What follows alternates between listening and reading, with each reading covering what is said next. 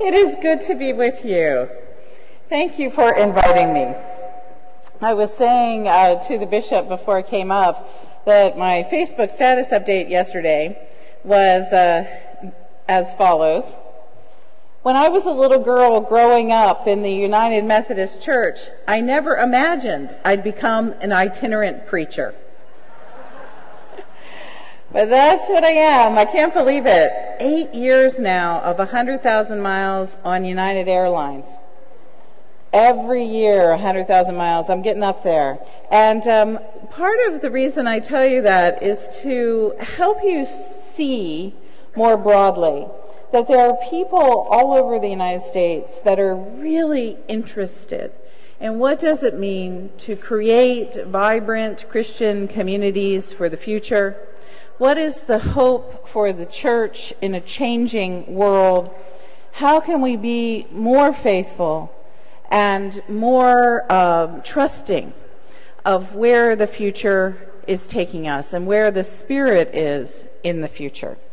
So when we gather here in this room, there are a lot of you, but imagine that there are other rooms like this all over North America, of Methodists, Episcopalians, Lutherans, all sorts of different kinds of evangelicals. I was just with Baptists in Kansas and Missouri.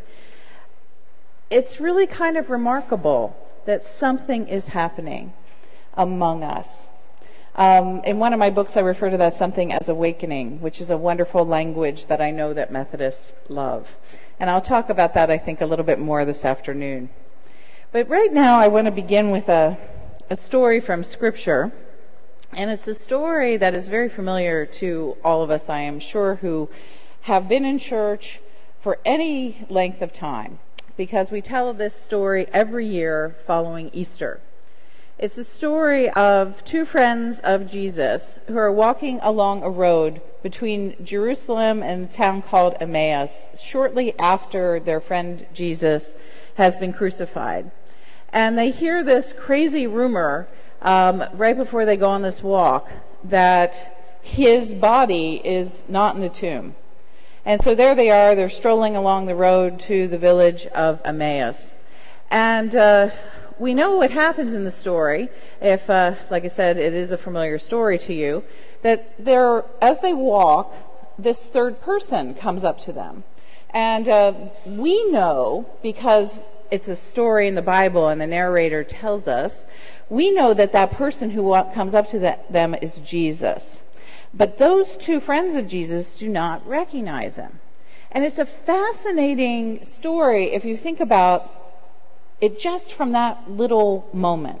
Why is it that those disciples don't see what is immediately in front of them?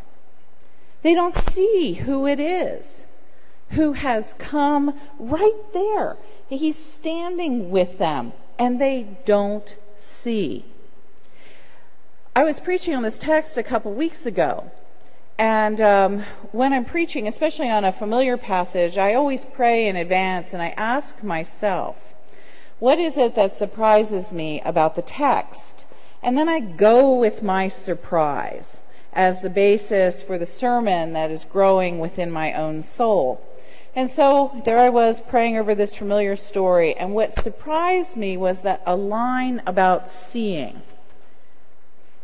It says in the text, their eyes were kept from seeing him. I don't know why I had never noticed that particular line before. I just assumed that they were tired, hadn't had their lattes that morning, whatever it was, that you know, it was just something that they didn't see him. They were kind of maybe clueless. But the text actually says their eyes were kept from seeing him. And so I asked myself, well, what's keeping them from seeing what is immediately in front of them? And you go down another couple lines, and there is a very sort of startling statement. It's two short sentences in the New Revised Standard Version. It says, they stood still. They were sad. And all of a sudden, I saw the story in a new way. What was keeping the disciples from seeing Jesus was grief. They were sad. And sadness was inhibiting their ability to see. Well, then the next question that came to my mind was, what are they sad about? And you see one of Jesus' friends actually tell the stranger, actually tell Jesus, what is making them sad. They say, first of all, well, haven't you heard this? Jesus was killed. And so, of course, they're sad about the fact that their friend has met such a terrible, violent death. And that would make, of course, any of us sad. They're sad about the past. They're sad that they're never going to have Jesus in the way they once had his friendship. They feel sad that they're never going to be able to tell jokes again or walk into a strange village and do miracles or whatever it was. They're sad that they're never going to be able to taste the wine that he makes from water again. They're sad about all kinds of things that they're not going to be able to experience again because their friend is dead. And then the text says something else that is really fascinating. One of the disciples actually says, "And we were hoping that." We were hoping that this Jesus was going to bring about the kingdom of God, that he was going to overthrow the oppression of the Romans.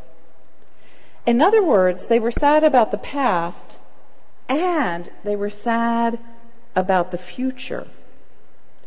A future that they were never going to have, a future that they had planned for, that they had dreamed about. We were hoping that Jesus would do all of these things, but none of that is going to happen now. And that, for me, became a moment of realization. It wasn't just that there were tears in their eyes so they couldn't see Jesus, but that they were sad about two particular things. They were sad about a past that was gone. We call that nostalgia. And they were sad about a future that was unexpected and they could not quite imagine. We refer to that as foreboding. And that's where they were caught, between nostalgia and foreboding. Sadness about the past and sadness about the future. That is why they could not see what was immediately in front of them. This text is far more than a story about the resurrection. It is a story about all of us. How often do we get caught up in nostalgia or foreboding and cannot see who is walking along the road with us? So today, my task is to help you to see more clearly. Now, it's one thing to say, get rid of nostalgia and get rid of foreboding. And it's another thing to actually try to give you a set of tools to help you do that. I am legally blind. Here are my glasses. I take them off. Wow, you look like a Monet painting out there. I can't see a thing. I have to put my glasses on and all of a sudden you exist in sharp relief. So the tools that I'm going to give you today, that's how I think of them, is helping you have two new pairs of glasses, for those of you who have those experiences that I have with my eyes, that will help you to see more clearly what is going on now, the world in which we live. My time this morning I want to spend working with a model that I used to work with in the early part of the aughts. It's from a book called The Practice in Congregation. Somewhere I have a slide of that. I think that it can be brought up now. At least I hope so. Ta-da, there it is. This is a book that some of you may have read. It's generally the first book of mine that people who were interested in things like church leadership or congregational vitality read. It was the first thing I wrote in relationship to a Lilly Endowment grant that I got studying mainline churches.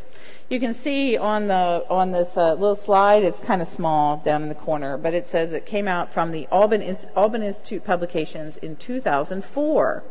And that means it is now 10 years old. This book has now had its birthday.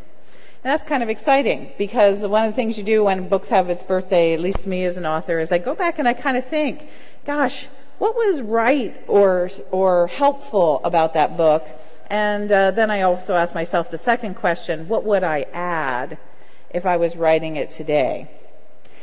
So this morning I'm going to talk about something that's from this book of 10 years ago that is very helpful.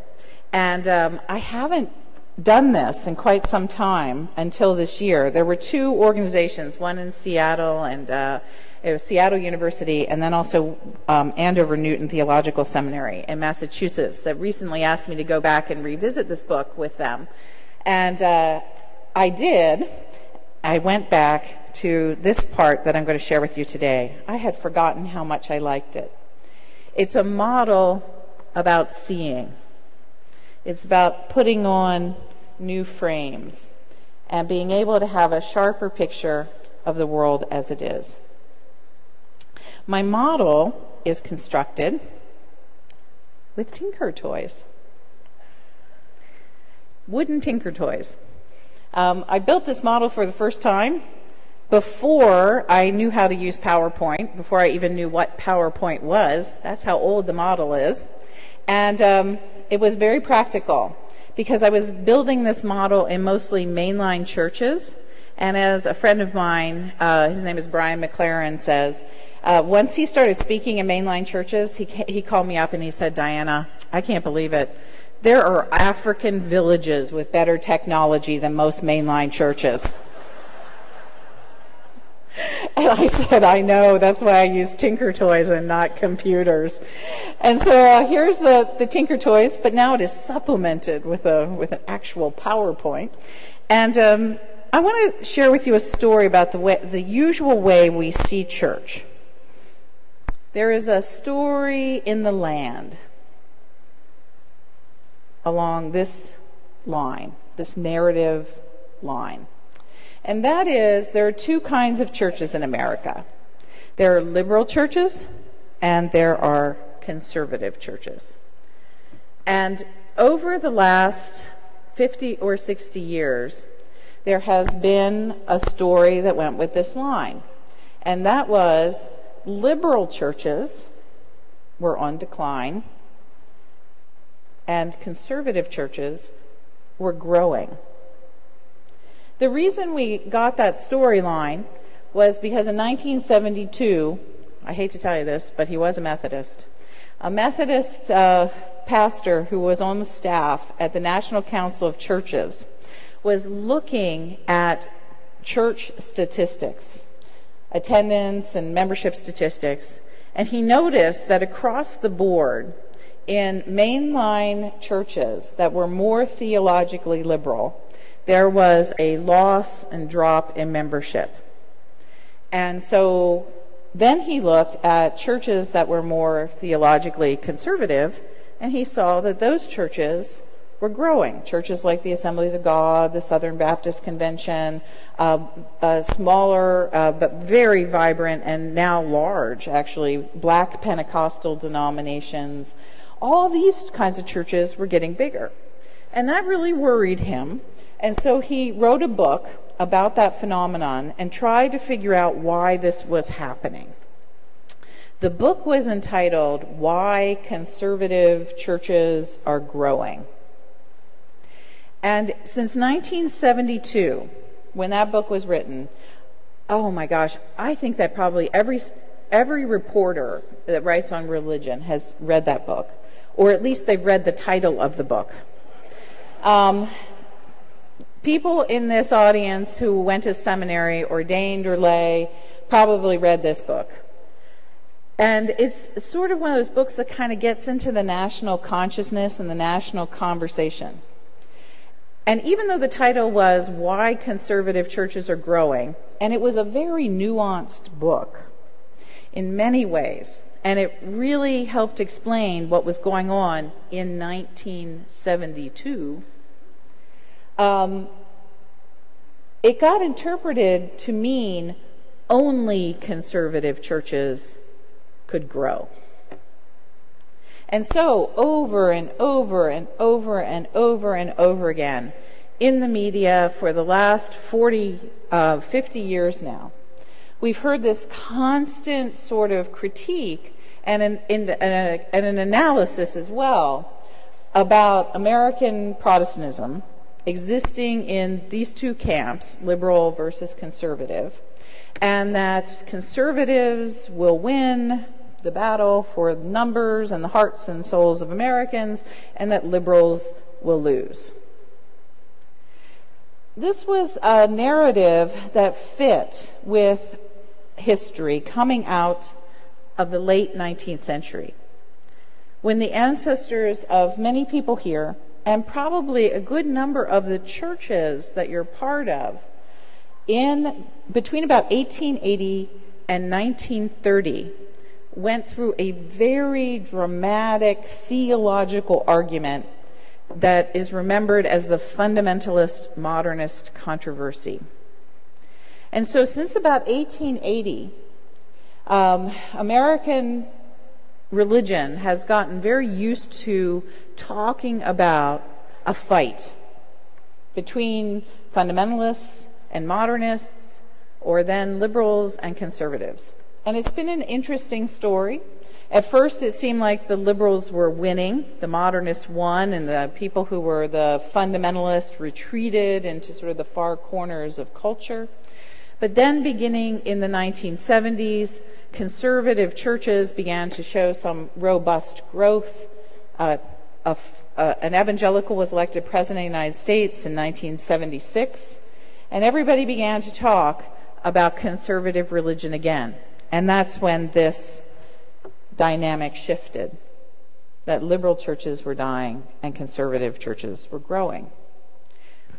I went to graduate school in the late 1980s, and I read Dean Kelly's book, and I read a whole bunch of other books that were like that, about the decline, the rise and decline of the liberal tradition in America. I mean, you could go on with all these different titles. And that's what I learned, is that American Protestantism could be understood along this continuum of liberal and conservative. I graduated from Duke and got my PhD in 1991. And it was at that point that I went out to Santa Barbara, California to teach at a small evangelical college, clearly on the winning side of the continuum. I didn't fit there too terribly well. As a matter of fact, if you come back behind me, the boot print is still barely obvious of when I got fired 4 years later. But while I was there, I joined a congregation that was a really interesting church, Trinity Episcopal Church in Santa Barbara. Trinity is a church that many of you would recognize. Its roots go back into the 19th century. Unlike here in the upper Midwest, Trinity was founded in 1867, and that was really old. So there are a few of you that go back before that here, but Trinity was the oldest Episcopal congregation, founded in the central part of California, 1867, and for some reason we beat the Methodist to Santa Barbara by 2 years. I have no idea how that happened, except that Santa Barbara is such expensive real estate that Episcopalians just kind of got there first. And so there I was at Trinity Church, this old church in Santa Barbara. The congregation went back to 1867. The building went back to 1906. It's a beautiful neo-Gothic building that was designed by the same person who designed the Washington National Cathedral. Gorgeous building. When I joined that congregation in the early 1990s, it had been a congregation of 1,000 people that had shrunk to 60 people in worship by the early 1990s. And there was a lot of talk around the diocese about what we should do with the church, whether it should close. Not only were they small in size, but they had 2 worship services. This is the kind of goofy stuff that happens in churches. I remember that somebody said to me, we have 2 services. We have the 8 and the 10. And I said, well, how many people are here? And they said, there's probably about 15 people at the 8 o'clock service and 40 people, 45 people at the later one. I said, why? A church building that seats 800 people. It was simply habit, that had been going on for a long time.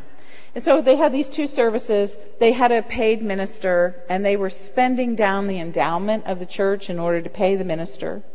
And they were spending down the endowment in order to just keep the lights on, because there weren't enough people to even pay for the basic needs of the congregation. It was at that point when the money was draining and the people were going away that the minister who had been there for 25 years retired. And I always love to say that it was not his fault. That guy was there between 1965 and 1990. Those were just really tough years to be a pastor at a congregation like this. He was a fine minister and did a lot of great things. I don't think that he was the person who ran them away, but he was just sort of the person who was standing there in the midst of this huge cultural change that caused church going in California to not be nearly as prevalent as it had been in the 1960s. So he retires. They try to find a new minister. They go through an interim period. They hire a new person. He comes in. The tiny little congregation is really excited, and they say, Father, what are we going to do to grow the church? They're Episcopalians. And so he looks at them, the first board meeting, says, I don't know. Churches like ours are dying all over the country. It's my plan just to serve the Eucharist until everyone is gone.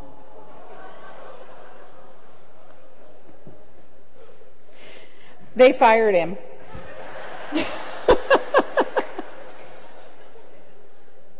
So now they're clergy killers. And then the state of California passed a law where all buildings that were built before 1950 that were used for public use had to be retrofit to 1989 earthquake standards. And the bill would be $1.5 million for Trinity. So everybody thought that was the end of the church. Well, I'm not going to recite the entire story here, but because I've written about it. But it was very exciting that there was a small group of people there who had done an incredible amount of prayer and discernment and came to the conclusion that God was not yet finished with Trinity Church, even though it was about as bad as one could possibly imagine. And through a series of events, there was a change in leadership. This congregation was very brave, took a huge risk, hired the first out gay priest in the Diocese of Los Angeles, mostly because nobody else would take the job, and also because he embodied for that congregation something that they had been dreaming of, and that is to be a congregation that practiced radical hospitality.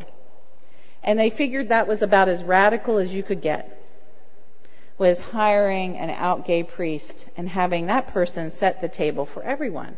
So it was a risk-taking kind of congregation, and obviously a liberal one if they have no problem with such a choice. It was also a congregation that was growing more deeply into spiritual roots, learning things about Benedictine prayer, and it was the second church in California to have a labyrinth. They invited people like Marcus Borg and Jack Spong and John Crossan, Dominic Crossan, to come and speak at the church when they were visiting at the monastery up on the hill behind the church. And people thought that this was just kind of a quirky little congregation, and they tested out new ideas about books they were thinking about writing. And I can remember listening to Marcus Borg talk about this idea he had about an idea of a book that would take Jesus away from fundamentalists and reintroduce Jesus to more moderate and mainstream Christians. That book became Meeting Jesus Again for the first time. And so here's this congregation. It's really liberal. Really liberal. You couldn't get any more liberal than this congregation. You have to invent a new word for that congregation, actually. And guess what happened? After 3 years on that path, the congregation went from 60 to 600. 3 years.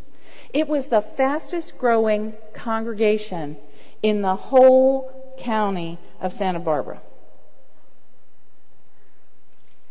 Now, here's the problem. Narrative line, liberal and conservative. Liberal church always dies, conservative church always grows.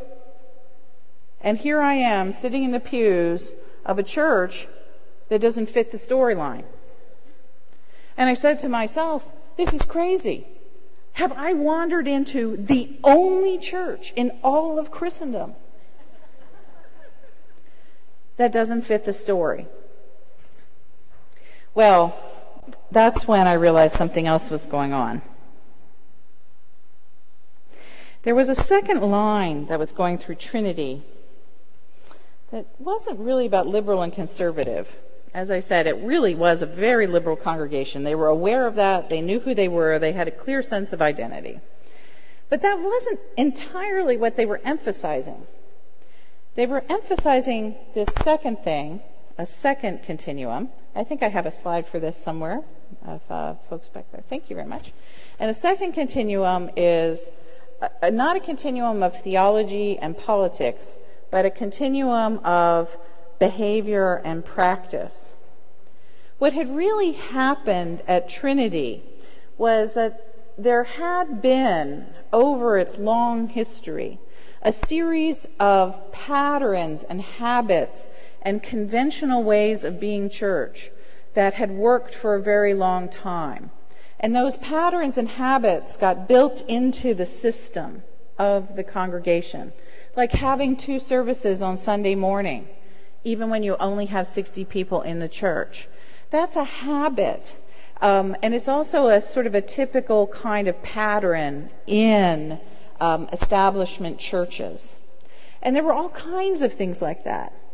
But as Trinity became smaller, as it shrank, it was breaking away from this old conventional pattern, mostly because the people who had practiced that pattern had either passed away or had left church. And so here we have a church that was sort of just withering away from conventional stuff simply by demographic kinds of issues.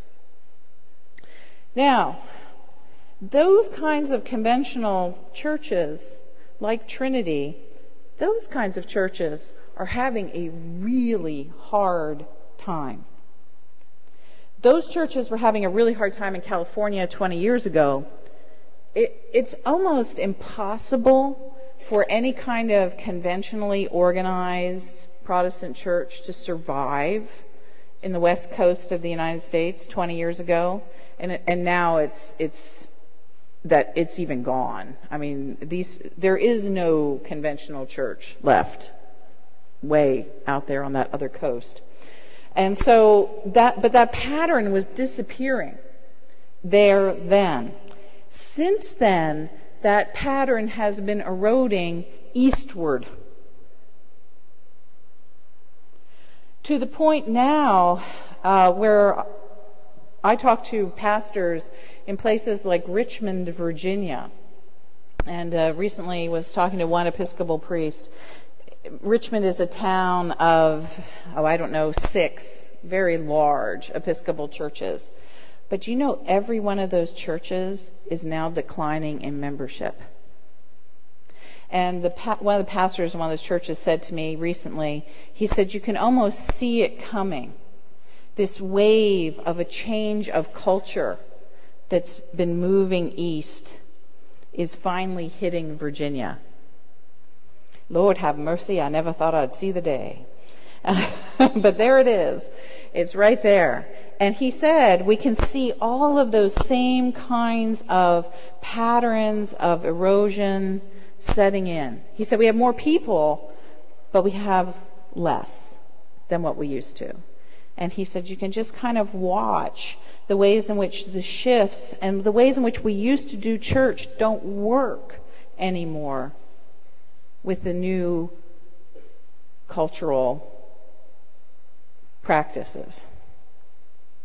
So it was happening at Trinity all those years ago, and I watched it happen. I sat there. I was in a congregation that had collapsed. And then, so Trinity said, let's fix all this stuff that we used to do. That would have been really kind of dumb. But instead, they said, let's do whatever it is that God is calling us to do now. Not what God was calling us to do then, what God is calling us to do now.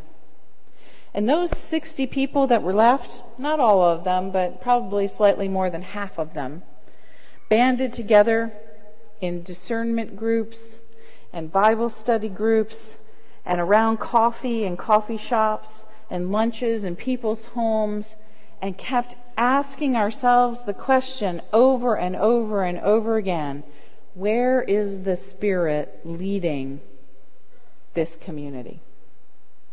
Where is the Spirit leading this community?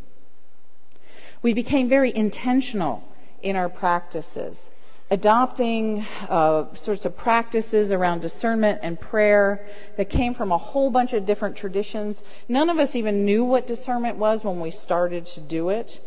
But then we learned about it from friends who were Quakers or read books about it. And one of the people in the congregation took a Shalem Institute class on spiritual discernment and spiritual direction. And we began to rethink and repattern being Christian. Where once being Christian was simply an assumed way of life in this church, born, baptized, raised at Trinity Church as an Episcopalian, it became an intentional choice that people would make against and in the background of a post-Christian culture. An intentional choice to form a way of life with meaning. And the practices were, as I said, sort of devotional practices like prayer and discernment and Bible study, those kinds of practices. But they were also practices of ethics and justice. And these were the first people who ever taught me this.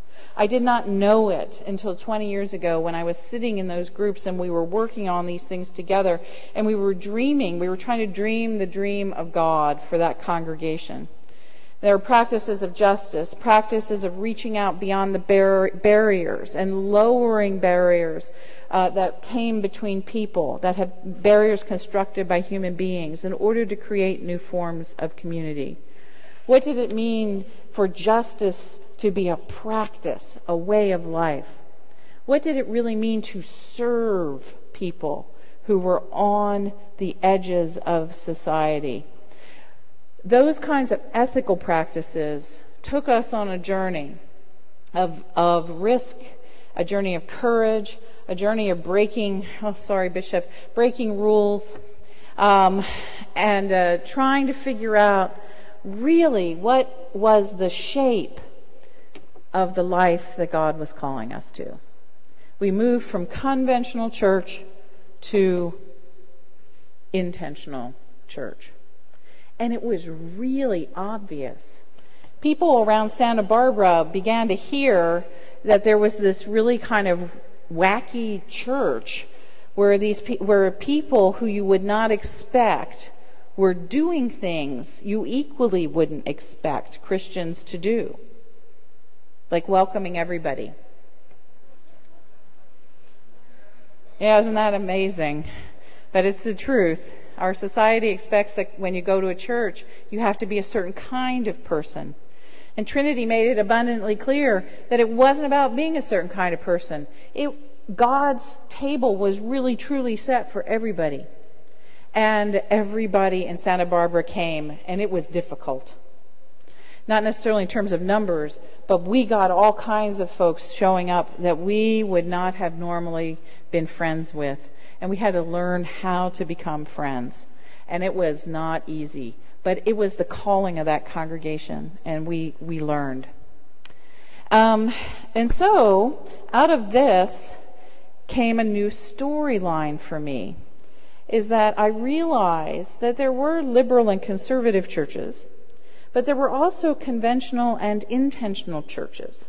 And I wondered if the point of vitality was not liberal versus conservative, the way the media said. The media says only theologically and politically conservative churches can grow. They're the only ones who can be vital. See, I experienced the opposite at Trinity. And at first I thought it was because they were being liberal, but then I realized, oh my gosh, the point of vitality is really this other continuum. What made some conservative churches vital was not that they were conservative, but it was that they knew how to practice their faith in meaningful ways that changed the lives of the people who went to them. And what I stumbled into at Trinity was a liberal church that knew how to practice its faith in meaningful ways that changed the lives of the people who came. Oh my gosh, vitality isn't dependent on this, but vitality was dependent upon moving out of old patterns of establishment and conventionality towards new patterns of intentionality and practice. And that became the genesis of the project that I did for the Lilly Endowment. My job was literally for 3 years to go out and find churches that fit in this part of the box, in this square. Yeah, sorry about that.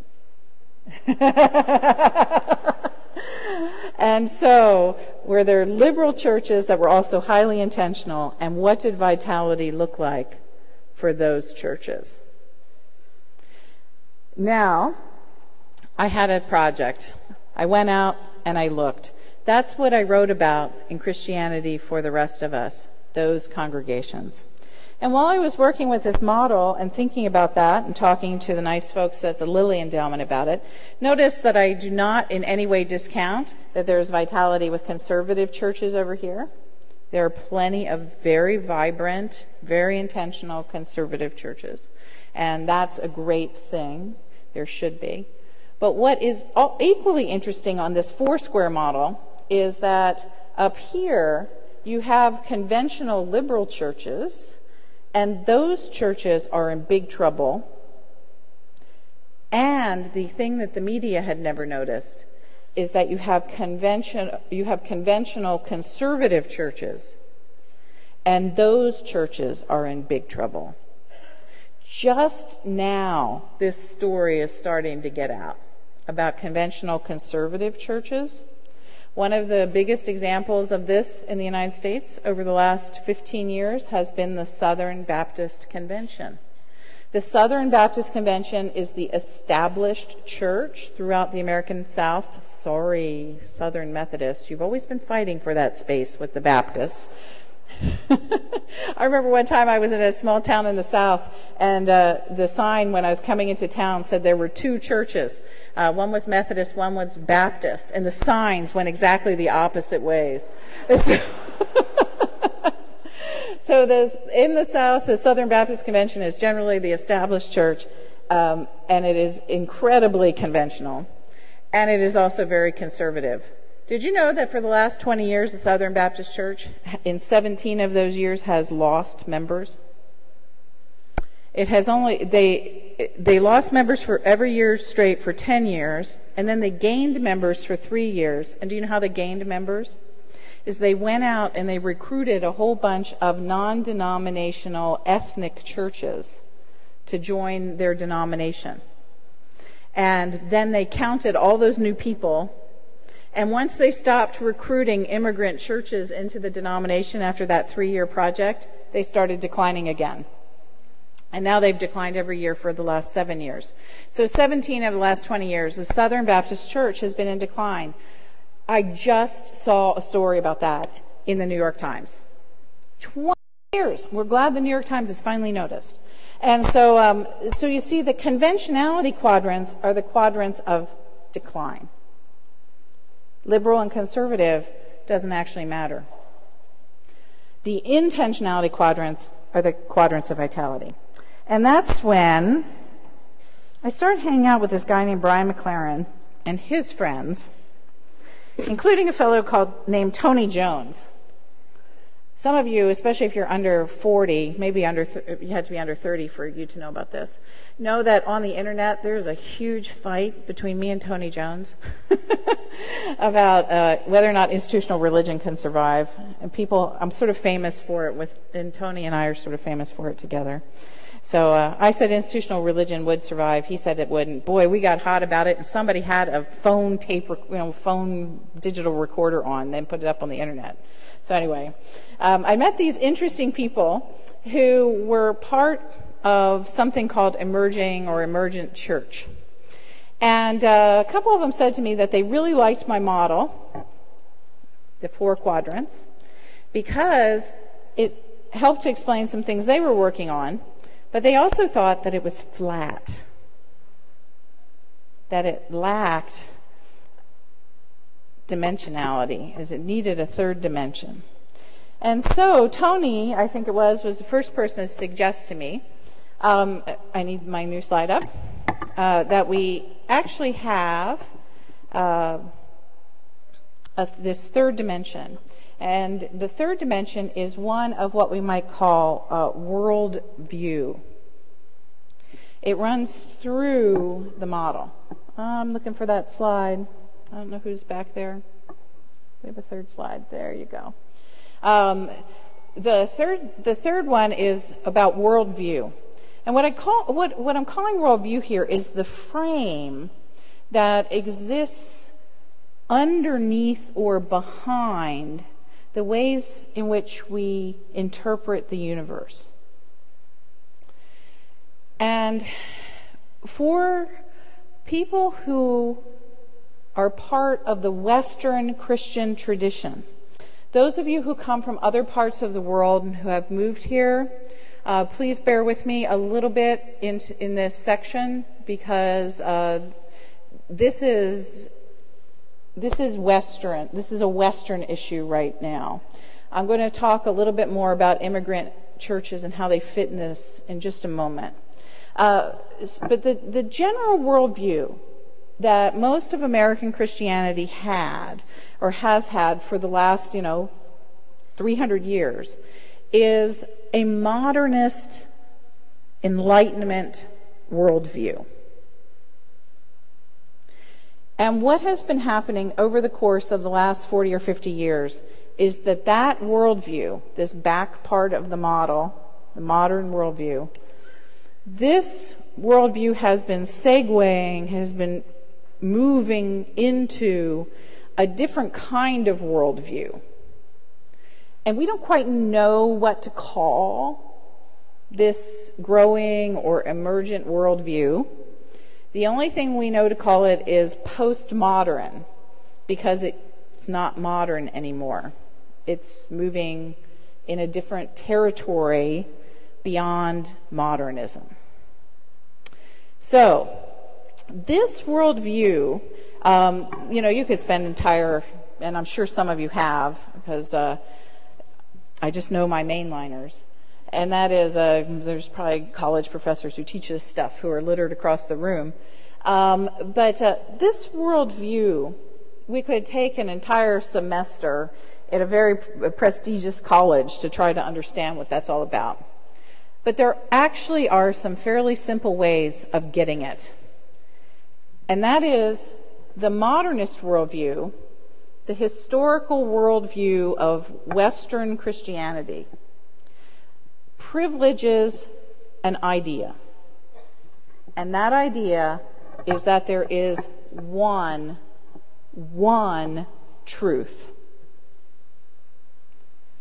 That there's only one way of seeing things that's completely right. And because there's only one way of seeing things that are completely right, there's only one way of arriving at that truth, and there's only one way of doing things. And for the last 300 years, the entire quest in Western culture has been to find what that singular truth is, and then get everybody to agree on it. And once we did that, we were going to fix everything. Everything. Every problem in the world, religious conflict, we would fix everything if we just found that one truth and got everybody to agree. Well, as you can imagine, that is a worldview that has just a little bit of hubris involved in it. And a whole bunch of stuff happened along the way that began to question the idea that there is only one truth that can be arrived at in just one way, with one set of answers. And instead, this other thing began to emerge, postmodernism, which is based on the idea of multiplicity or diversity. Instead of the postmodern turn is towards thinking that there are truths, not just a truth or the truth, and that these different truths are apprehended through all of the varieties of experiences of people, gender, race, social situation, economic class, geography, that how we arrive at these truths are conditioned by all of these different experiences which we bring to trying to understand the depths of human experience and God's presence among us. So the switch from modernism to postmodernism is essentially a switch from one truth towards multiplicity. Now, when Tony Jones pointed that out to me, I realized that that is a continuum that is running through so much of our lives as churches. Is that there are people who are alive in the world today who are still modernists. And there are lots and lots and lots of people who are alive today, not just people, adults who are alive today, who are postmodernists. The sort of crack in time in the United States is roughly 1960. And that is, if you were born before 1960, you were born into a modernist world, and that your first educational experiences and visions of life were in a modernist culture. If you're born after 1960, you were born in a world where modernism was receding and where postmodernism was being born. So you were more likely, if you were born after 1960, to be a postmodern native. So that means it's not strict with that generational thing. That's a general framework. That's how frameworks are. So they shouldn't be rigid. These are tinker toys, so let's give them a little fluidity. You can move them around and stuff. But that's sort of where the marker is about this shift in worldview. There are plenty of people who are modernists who have become postmodernists, and there are not a few people who were born in the postmodern moment who found the complexity of multiplicity too hard for them to grasp and who have sort of converted backward into modernism.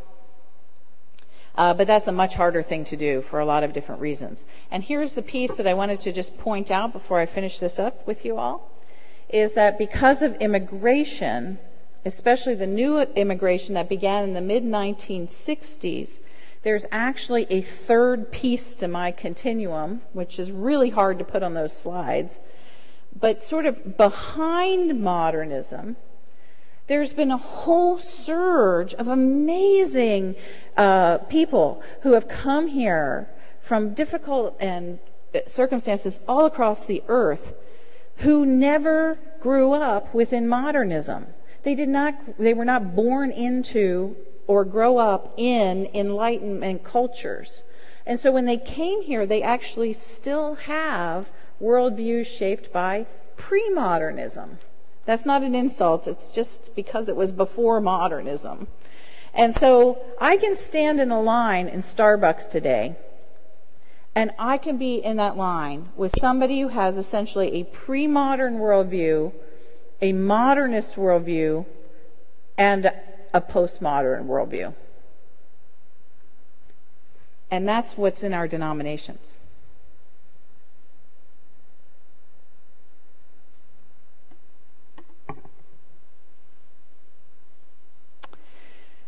So I give you the Tinker Toys as a way of seeing. I can't stand here and not pretend there aren't 1,000 elephants in the mainline room. But part of our problem is we haven't been able to really see what's going on around us, so we haven't been able to engage our issues in a meaningful way. So often, and I can use my own Episcopal church as an example of this. In 2003, when we consecrated Gene Robinson as the first out gay bishop in the Anglican Communion, a job that no one in their right mind should have ever wanted. Boy, that was a tough thing that man did for us, and God bless him. Here you have the liberal conservative line. The media came out and said immediately, oh, look at what's happened. The Episcopal Church has made a liberal choice and it's going to decline. That's what the conservatives in the church said was going to happen because we elected Gene Robinson. What a simplistic analysis. They did not understand that the whole reason why so many people at that general convention changed their votes and confirmed Gene as the bishop was not because of their theology or they'd had some big conversion. Nobody got them to have a different political or theological opinion, but because they prayed about it. That was a very difficult thing to report on CNN. The Episcopal Church wasn't living in a one-dimensional world. The Episcopal Church made that decision along a different set of dimensions about prayer and discernment and trying to figure out what it was going to mean to practice hospitality and what does the practice of justice look like in the 21st century and all of that stuff. And when the TV cameras were there was actually nobody to communicate what had really happened. And so the people who had sort of the biggest mouths and the sort of the most dramatic worldview and the worldview that fit the best with the worldview the media knew just sort of took over the whole narrative and said, oh, look at that. The Episcopal Church just proved how liberal it is, and so therefore it's written its death warrant. Goodbye. It's going off the pages of history. And that was the way it was reported. The piece that has become more clear in the last 10 years since we've lived into this choice is that we were not only making a choice based in prayer and discernment, but we were also making a choice about the future. And we'll talk a bit more about this afternoon. The youngest adults in the Episcopal Church, some of whom were not even adults when that 2003 decision came down, most of the pressure in the Episcopal Church for its leaders to make the choice that we made came from their children. Bishop Lee of Virginia, who was at that point in time the moderate champion of the Episcopal Church, everybody was watching him. However Bishop Lee voted, we knew that that was the way the whole church was going to go, because that was just his role in our denomination at that moment. Bishop Lee went into that convention as an opponent of Gene Robinson's, moderate conservative from Virginia. He sat down with his brother and sister bishops and other clergy, and they prayed and did discernment. And Bishop Lee says that that made a difference on how his heart was disposed about how the issues should be handled. And then his son called him.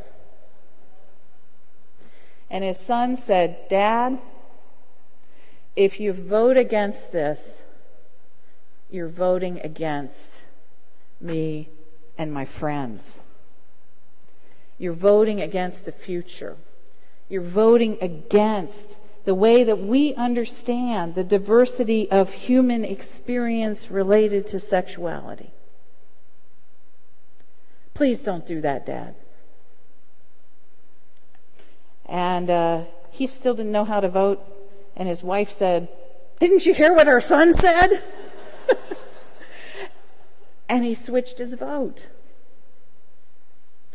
And so the real story of what happened in the Episcopal Church was that a postmodern sort of worldview by the son of a bishop basically had the last word. It was eventually reported that way in the New York Times Magazine. Not saying, "Oh, look at the postmodern thing," but simply saying that the bishop's son was the one who had swayed the whole thing. And so when we're having discussions and we're making decisions about the church and thinking about where God is taking us and what is right in front of us, it's helpful to have a pair of glasses that enables us to see the multi-dimensionality of the world in which we are operating. And it's very helpful to make decisions on the right continuum. And it's nothing more painful and annoying to have a conversation with someone if you are, for example, a highly intentional postmodern liberal and you're having an argument with a conventional conservative modernist. It's almost like you can't even speak the same language, and that a whole set of acts of translation have to be done even before you can have the conversation. And I know how this conversation usually works out. This person back here is yelling heretic at this person down here, and this person down here is saying, "You don't get it," to this person back here. And that's the typical heretic versus you don't get it argument of the early 21st century. So I give you, like I said, my Tinker Toys. Just a set of glasses for you.